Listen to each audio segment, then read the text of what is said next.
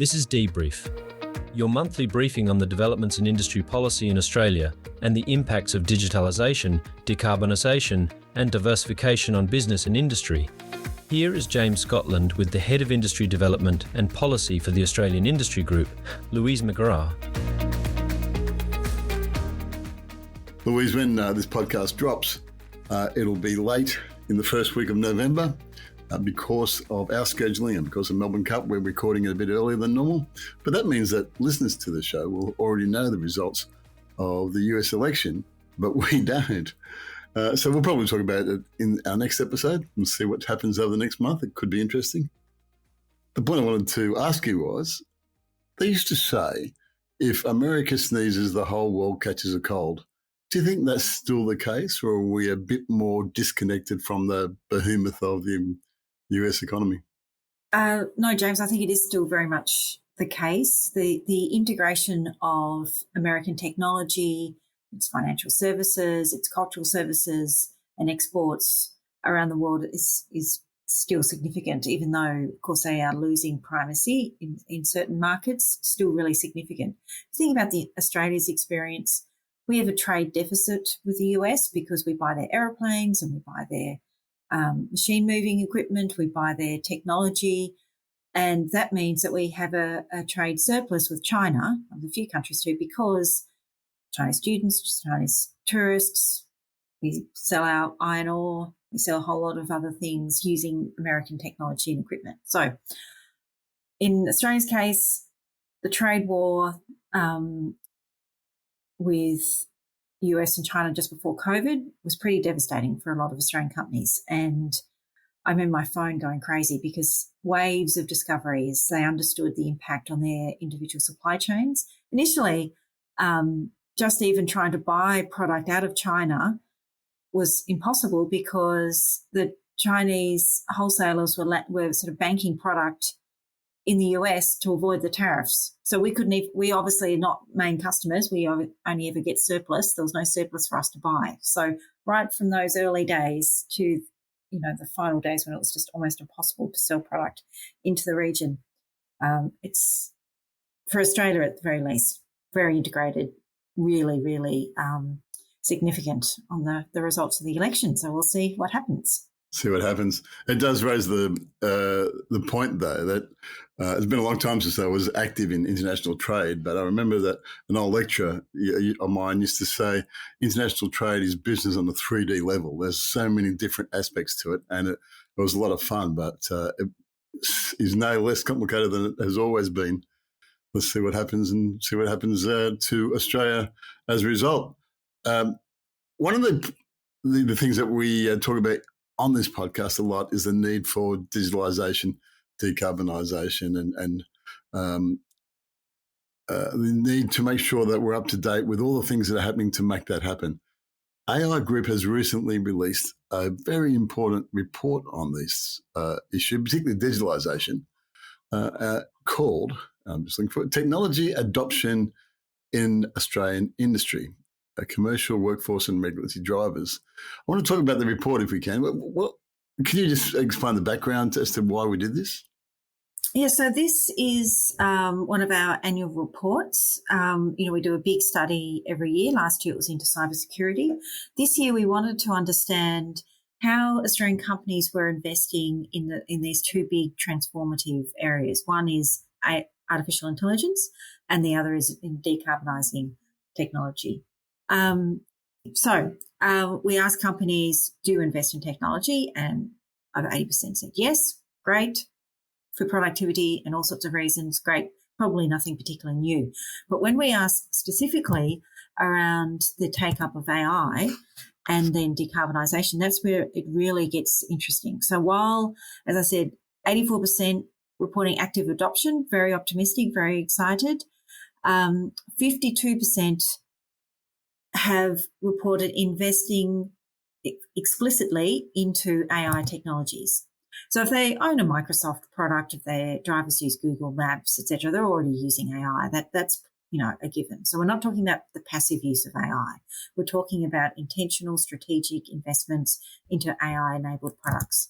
So given the general anxiety about AI in Australia. We're, according to the Ipsos poll, we're the most concerned around AI.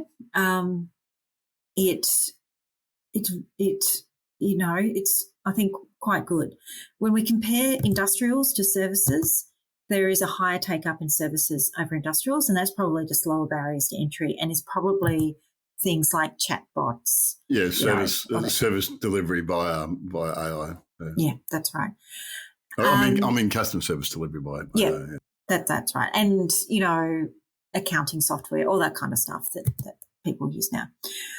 What's really interesting on the decarbonisation is that 45% of businesses claim to be investing in what they call net zero or decarbonisation investments.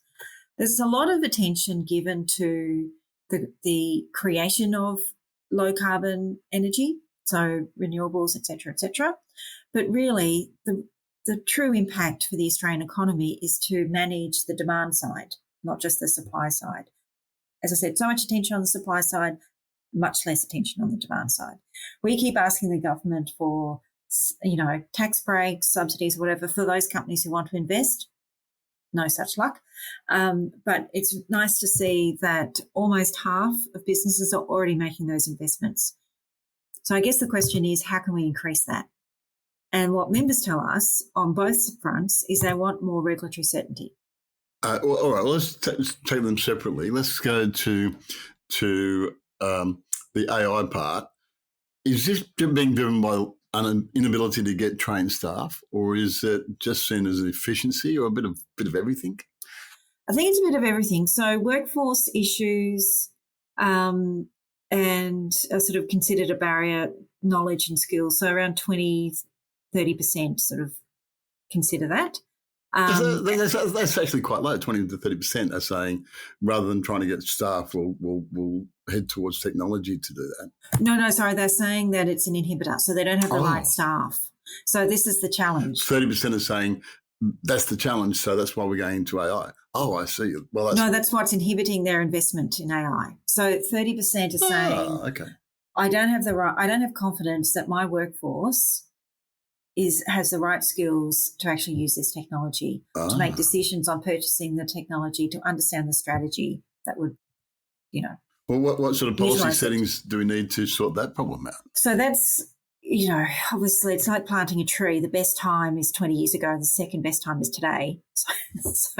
So we want, to obviously uplift the skills of our existing workforce, but also those entering the workforce on how to use AI, how to understand data that comes out of the AI, how to feed the AI with training data and where you're going to get that data from. Is it proprietary data? Is it external data, etc.? So all that is part of the mix. So it's about lifting the skills and capability of managers and as well as frontline staff.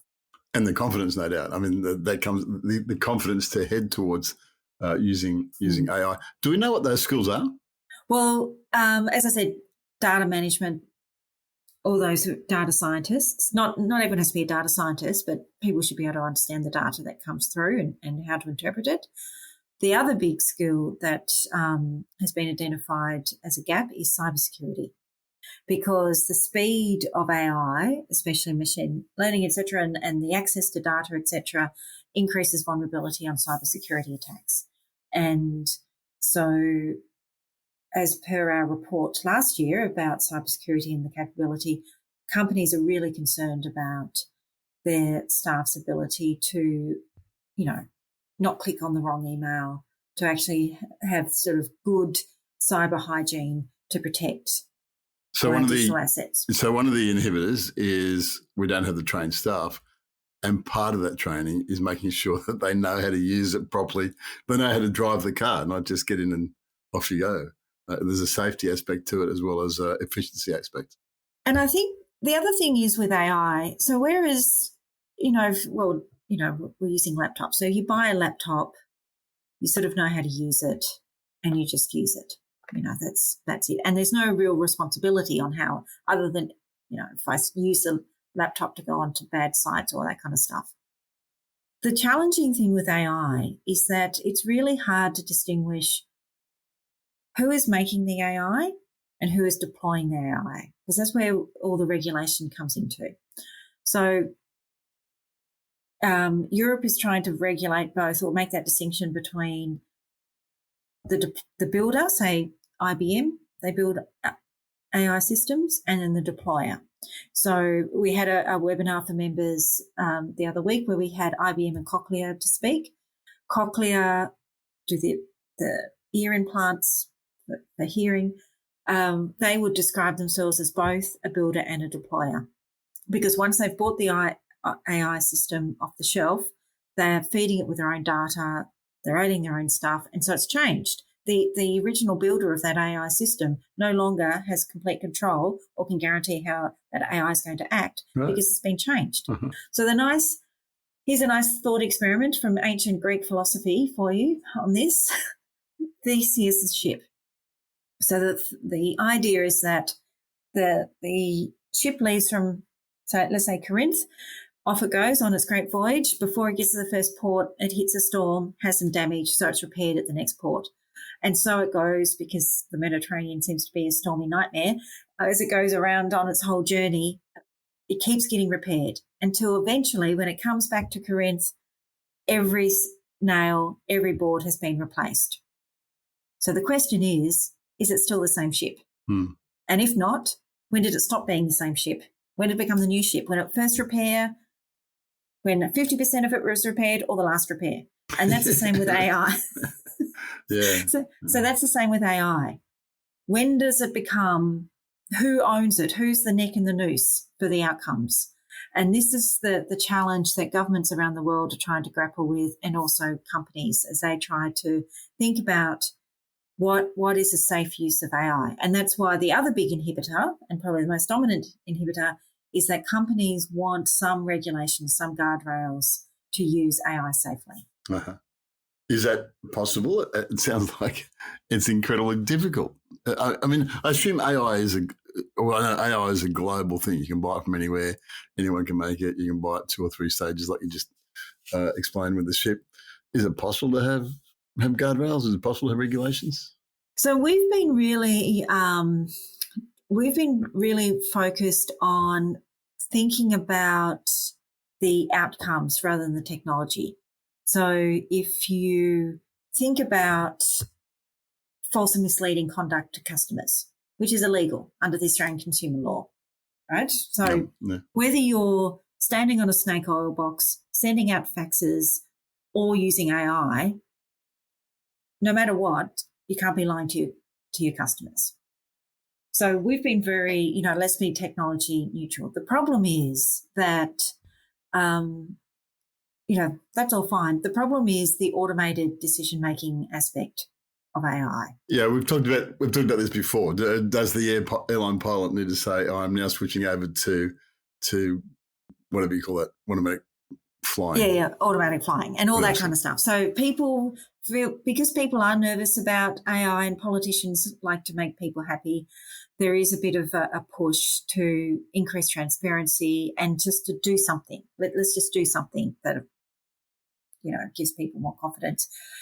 Companies do want some guardrails on what they can do with the AI technologies, and it's really come out in this report. But, if I look at the mandatory guardrails that the government has put out for high-risk settings, they're really pretty tough. But even the voluntary standard, it only has 10 principles. You think, well, that's quite reasonable. But within those 10 principles, there's 116 actions. They all say must, so you have to do all of them to say, I qualify with this voluntary standard. And as with all things, carbon footprint was voluntary at one point. Things are all nice and bubbly at the start, and then eventually they become baked in or mandatory. So one of those, just as an example, is that you must have a complaints process for anyone impacted by AI. And I use that word explicitly, so it's impacted, not negatively. Could be negatively, but it could be positively. Just impacted. Yeah. I mean, yeah. So it's not a matter of saying, oh, yes, we comply with that. No, you would have to build a policy. You'd have to build a complaints process.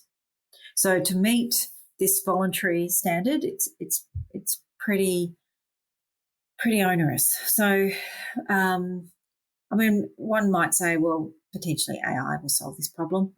We use AI to meet our compliance obligations. But I think the main part of the nervousness that people have with AI is you want someone's neck in the noose. So humans have made mistakes forever. Humans have been racist, discriminatory, prejudiced forever. AI is not new on this. But the problem with AI, as you know, with Theseus ship, who's at fault? Who do I take to court? Who do I complain to? So I think that's the challenge that governments are grappling with and trying to solve. Who's next in the noose? It sounds like, and I think we've sort of discussed this before, businesses should be seriously addressing AI. Your competitors are, from the report that we released. Every business is tending to have a look at it. So you should be doing this if you're in business.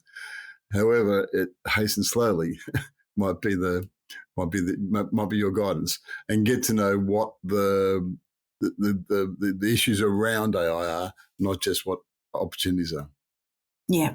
Well, so, you know, some quotes from the companies who fill out the survey, and it's in the report, but we have to keep improving technology to stay ahead with our competitors. They have to stay ahead of our competitors.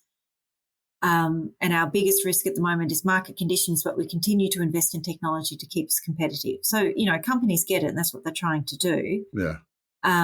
But, you know, it's a challenge. Our technology challenge is having the time and whether our staff have the capabilities to learn new skills. Yeah.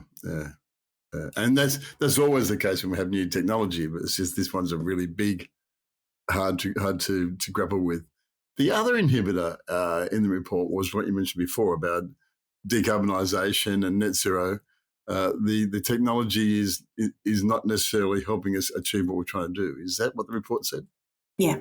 So here's a direct quote. We have a huge opportunity to develop decarbonisation products for industry, but investment is being destabilised by policy uncertainty. And another one, so that's a transport equipment manufacturer. An electrical equipment manufacturer said, we are pessimistic on there being coherent regulation from the government on decarbonisation needed to facilitate further investment. So my understanding of business challenge. People, when they say they're pessimistic, that's an understatement. Yeah. They were looking for a nice word. So, as I said, you know, it's complicated, and every company makes its own choices for individual reasons and all that kind of stuff. And some do talk about the cost or the finance problems or an unclear return, because if there's no regulation, why would you do it? Just, you know, unless you're going to reduce costs or improve productivity. It's not. I mean, decarbonisation is not going to really be linked to productivity. So it's going to be quite a challenge.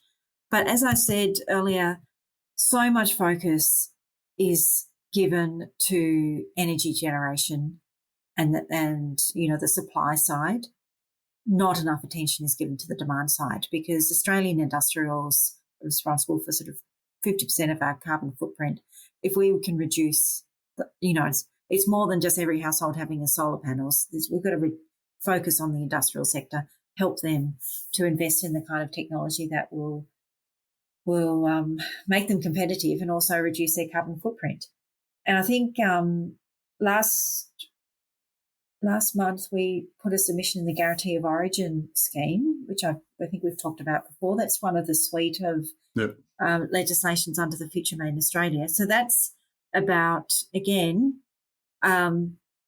trying to that's doing a little bit on understanding where the demand is coming from and trying to support the demand for renewable energy. So it's certifying that your product has been made using renewable energy.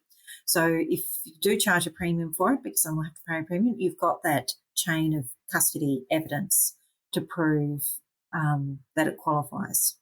So that's something that's going through, still sitting in Parliament for the moment for the last few weeks of the year. But that's not going to be enough, I don't think, to really move the dial for Australian companies to make these kinds of investments. Again, this is a complex issue for your technology investment. You need the technology so you can manage your net zero. There is savings to be made in the way you operate by going to new energy, new ways of operating, decarbonised ways of operating. It can be a significant cost saving. And there's also market opportunities, as you said. There's plenty of things that we can do on the other side. Overall, how are businesses adopting this? Is it a small percentage or a large percentage?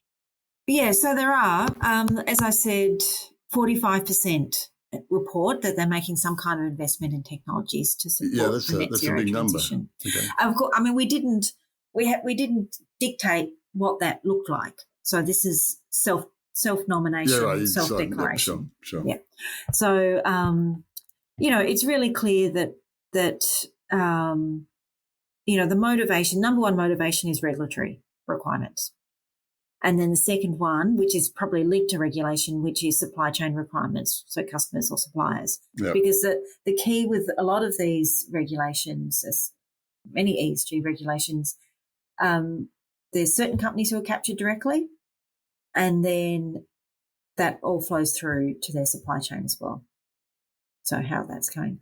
What's really interesting, though, is the third biggest reason to adopt net zero technologies is market influences, so changes in products from competitors. So it's really clear that, we've been talking about the need to diversify business models, et cetera, to grapple with the 3Ds or digitalisation, decarbonisation. So, it's true. We're not just making it up. Companies are telling us that this is a big motivator for them. Is what their competitors are doing. Yeah, I think that's one of the things that we've been talking about as a team, isn't it? That there are opportunities for businesses who want to move fast and move early, and it's going to happen. So just think about what your business and how do you get there. So related, to both, I guess, but particularly digitalisation. I was at an AI conference last week, and the lecturer said something that's really stuck with me. He said, thinking about companies' proprietary data and how you're viewing your competitors and how you're keeping up with your competitors. He said the choice isn't do you invest in AI or not. The choice is do you become Uber or an Uber driver? Yeah, I think that's right. That makes a lot of sense. I think that's one that will probably resonate with everyone listening. They'll probably hang on to that because that's a matter of where you see your business in the future and where you're going to use, where you're going to deploy your assets to figure out your future. Yeah. And it also, it's really a signal of where you are in the market. Are you going to be driving the market, literally, and the big player, or you're just going to be the flotsam?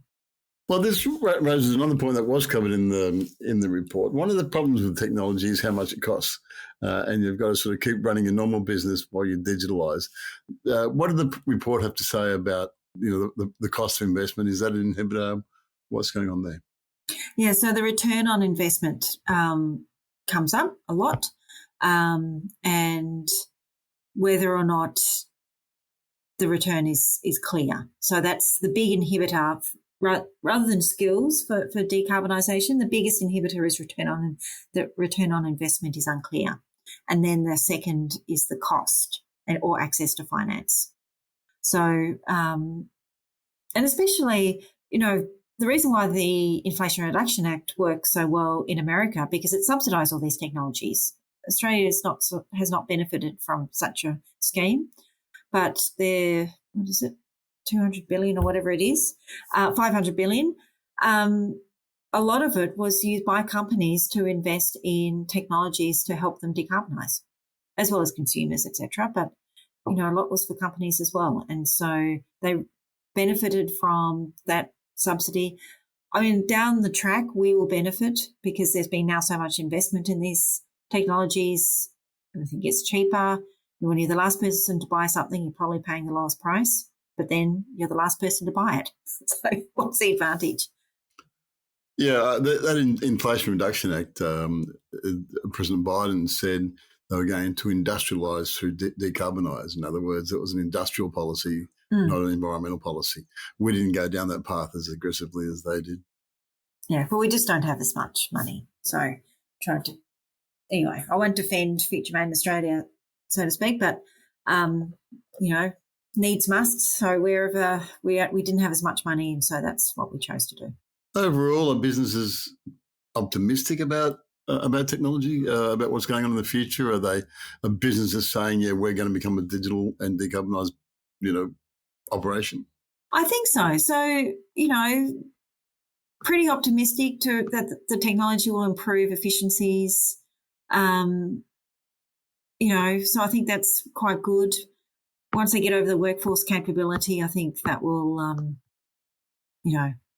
hopefully that will make a big difference. I think there's never really a good time. No one's ever said to me, right now is the perfect time to do, whatever I like. They're always too busy doing it. So, there's always a problem. There's always a reason not to do something. But overall, companies are, finding the efficiency benefits and really making that investment. So 88% said yes, it's great. So one company said, we're investing in technology and data to ensure we get the business basics right. So some people are using it as a way to reset themselves. Yeah, that's good to hear. I recall that before COVID, so a few years ago now, the supply chain industry did a similar survey and found that businesses not only did not have a digital strategy, but also didn't have a digital investment strategy. I gather from this report, we're seeing a change that businesses are saying, no, this has to be our future for all the things that we've been talking about on this podcast. Yeah. It's encouraging. It's good to see. It must be really hard out there, though. You talk to businesses a lot. Yeah, it is tough. It's the uncertainty, I think. That's the challenge.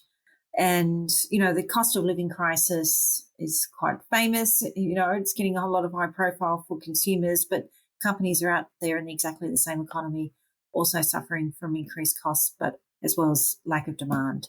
That's the biggest problem that's cited is this lack of demand because people are tightening their belts. And that's always a challenge, isn't it? I put my resources into digitalising in order to get efficiency, but to get the money to digitalise, I need to keep operating business as usual, which is inefficient in itself. And there's just that never-ending cycle. Been an interesting chat. There was a very strong, back to where we started and continue on with digitalisation. Stiglitz and other economists used to say that the whole point of international trade is to maintain world peace. That's how it happens. We work together, and if you're trading with someone, you don't fight with them. As time goes on, though, and data becomes more sovereign, we've talked about this before on the podcast.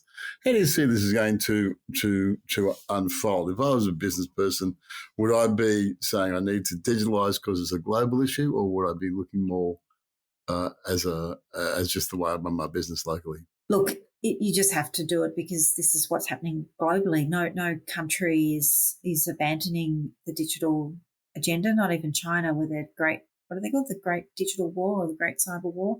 Everyone's investing heavily in it. I think some countries are moving faster than Australia. I think Chemist Warehouse announced that they were going to accept QR code payments, and people seem to be freaking out. QR code payments means it's just bank-to-bank transfer, so you're not paying credit card fees. Businesses in ASEAN have had these for years. They've been really active on it. So there's lots of little things, little areas that I think we could move a bit faster on that would help to improve the sort of prospects for the SMEs, reduce costs, etc. There's always anomalies. There's strange little things that happen. You think, why on earth do we do it that way? Anyway, yeah. I mean, this week, this week we've put in a submission, on sort of an international agreement on data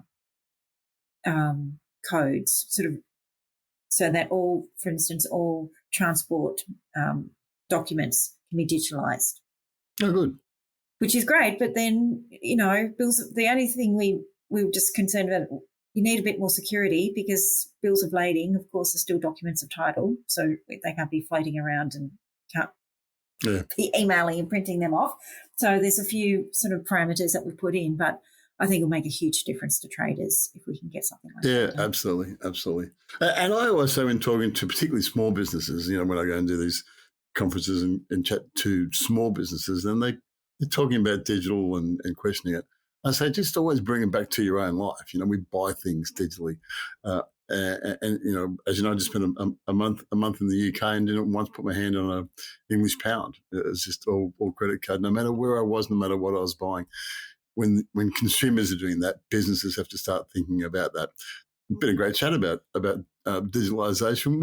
Is the report out? How do people access the report? Yeah, so we've launched it with Minister Husick, Industry Minister, at a member's premises, Varley, in Newcastle. They're an old company. I think they started in 18 something. They're one of my favourite companies. They started off on the wharfs of Newcastle and now they supply many things, including defence satellites, I think, or something. Amazing company. Great example of a company investing in technology and selling technology.